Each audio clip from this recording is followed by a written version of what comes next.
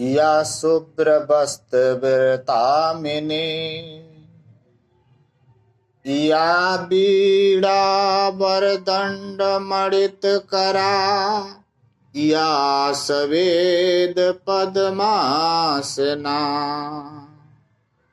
या ब्रह्माच्युत शंकर प्रभृतिभिः देवे सदा वंदिता सा मा पातु सरस्वती भगवती निषेजड़े पया। बसंत पंचमी जो है सनातन धर्म से जुड़ा हुआ है। बसंत पंचमी सनातन धर्म से जुड़ा हुआ है, जो प्रेम और सुंदरता के रूप में मनाया जाता है।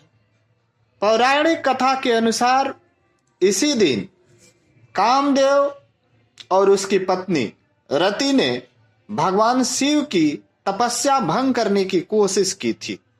आज बसंत ऋतु के शुभ आगमन के साथ ज्ञान विद्या की देवी सरस्वती का पूजन होता है। पौराणिक कथा में बताया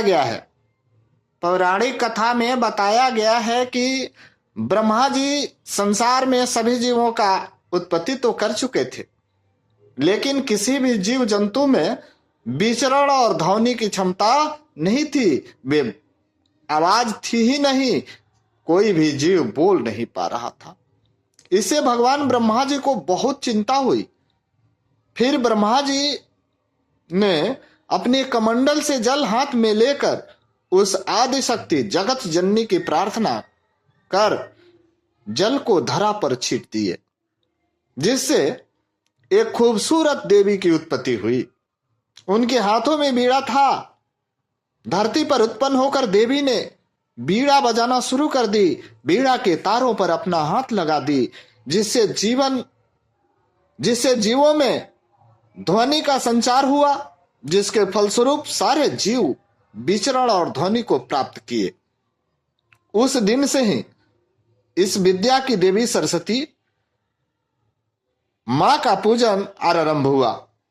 अनेक ग्रंथों में अनेक कथाएं प्रचलित हैं।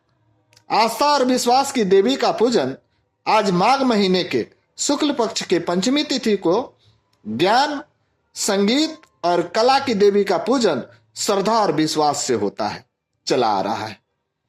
श्रद्धा और विश्वास से होता चला आ रहा है। मां इस संसार पर दया दृष्टि बनाए रखें, हो रहे अत्याचार और पाप को नाश करती रहे। इसके लिए मैं मां के चरणों में 7 बार नमन करता रहूंगा।